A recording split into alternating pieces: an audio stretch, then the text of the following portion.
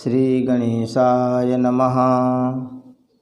वागर्थाविव संपृक्तौ वागर्थप्रतिपत्तये जगतः पितरौ वन्दे पार्वती परमेश्वरौ। श्रीमद्भागवत महापुराण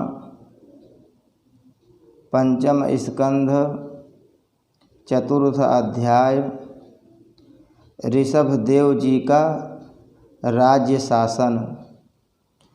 ओम नमो भगवते वासुदेवाय। श्रीशुक उवाच अथ हतमुत्पत्त्यैवाभिव्यज्यमान भगवल्लक्षणं साम्योप समवैराग्यैश्वर्य महाविभूतिभिरनुदिनमेधमानानुभावं प्रकृतयः प्रजा ब्राह्मणा देवताश्चावनितलसमाननायातितरां जगृधुः। श्री सुखदेव जी कहते हैं, राजन, नाभिनंदन के अंग जन्म से ही भगवान विष्णु के वज्र, अंकुश आदि चिन्हों से युक्त थे।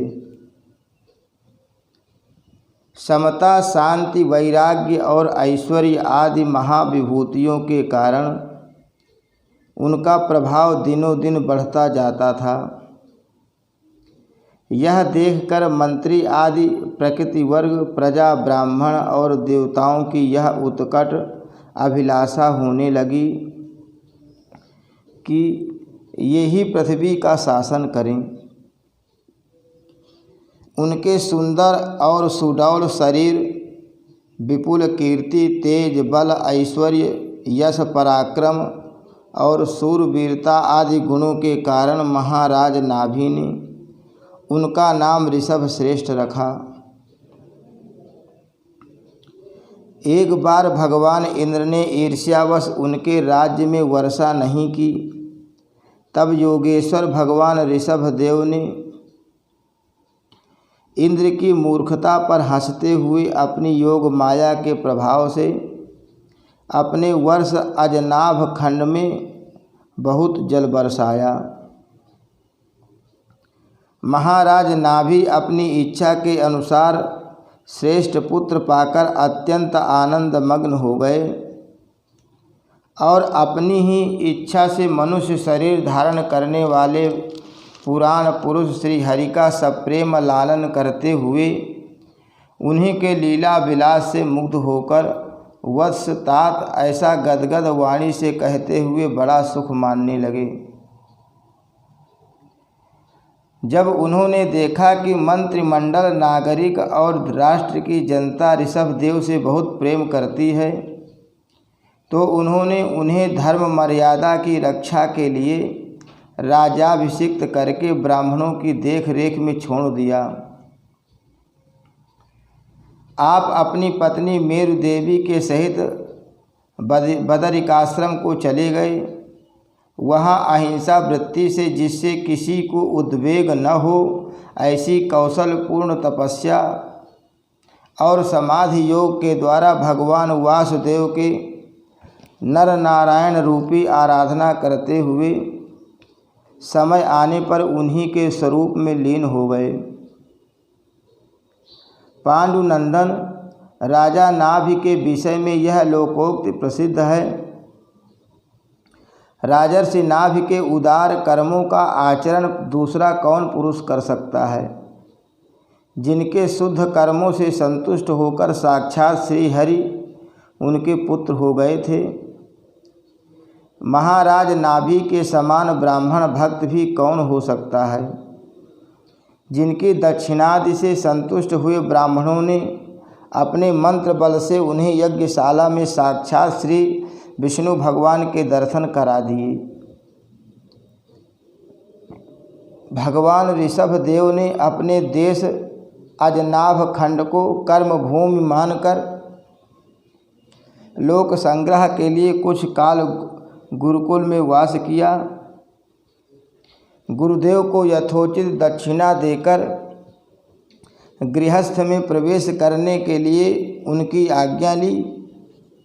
फिर लोगों को गृहस्थ धर्म की शिक्षा देने के लिए देवराज इंद्र की दी हुई उनकी कन्या जयंती से विवाह किया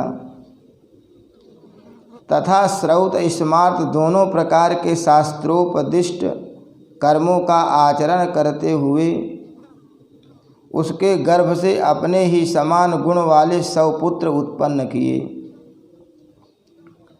उनमें महायोगी भरत जी सबसे बड़े और सबसे अधिक गुणवान थे। उन्हीं के नाम से लोग इस अजनाभ खंड को भारतवर्ष कहने लगे। उनसे छोटे कुशावर्त, इलावर्त, ब्रह्मावर्त, मलय, केतु, भद्रसेन, इंद्रस्पृक, विदर्भ और कीकट ये 9 राजकुमार शेष 90 भाइयों से बड़े एवं श्रेष्ठ थे। उनसे छोटे कवि, हरि, अंतरिक्ष, प्रबुद्ध, पिप्पलायन, आविर्होत्र, द्रुमिल, चमस और करभाजन ये 9 राजकुमार भागवत धर्म का प्रचार करने वाले बड़े भगवत भक्त थे। भगवान की महिमा से महिमान्वित और परम शांति से पूर्ण इनका पवित्र चरित्र हम नारद वासुदेव संवाद के प्रसंग से आगे 11 स्कंध में कहेंगे। इनसे छोटे जयंती के 81 पुत्र पिता की आज्ञा का पालन करने वाले अति विनीत महान वेदज्ञ और निरंतर यज्ञ करने वाले थे। वे पुण्य कर्मों का अनुष्ठान करने से शुद्ध होकर ब्राह्मण हो गए थे।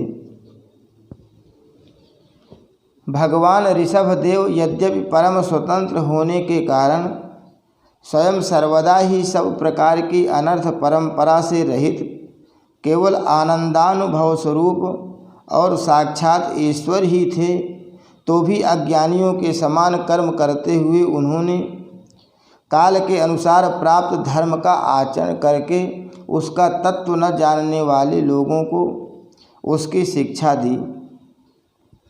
साथ ही सम, शांत, सुहृद और कारुणिक रहकर धर्म, अर्थ, यश, संतान, भोग, सुख और मोक्ष का संग्रह करते हुए गृहस्थाश्रम में लोगों को नियमित किया। महापुरुष जैसा जैसा आचरण करते हैं दूसरे लोग उसी का अनुकरण करने लगते हैं। यद्यपि वे सभी धर्मों के सार रूप वेद के गूढ़ रहस्य को जानते थे, तो भी ब्राह्मणों की बतलाई हुई विधि से सामदानादि नीति के अनुसार ही जनता का पालन करते थे। उन्होंने शास्त्र और ब्राह्मणों के उपदेशानुसार भिन्न भिन्न देवताओं के उद्देश्य से द्रव्य, देश, काल, आयु, श्रद्धा और ऋत्विज आदि से सुसंपन्न सभी प्रकार के 100 यज्ञ किए। भगवान ऋषभदेव के शासन काल में इस देश का कोई भी पुरुष अपने लिए किसी से भी अपने प्रभु के प्रति दिन दिन बढ़ने वाली अनुराग के सिवा और किसी वस्तु की कभी इच्छा नहीं करता था। यही नहीं, आकाश कुसुमादि अविद्यमान वस्तु की भांति कोई किसी की वस्तु की और दृष्टिपात भी नहीं करता था। एक बार भगवान ऋषभदेव घूमते घूमते ब्रह्मावर्त देश में पहुँचे। वहाँ बड़े बड़े ब्रह्मर्षियों की सभा में उन्होंने प्रजा के सामने ही अपने समाहित चित्त तथा विनय और प्रेम के भार से सुसंयत पुत्रों को शिक्षा देने के लिए इस प्रकार कहा। हरि शरणम, श्री कृष्णार्पणमस्तु।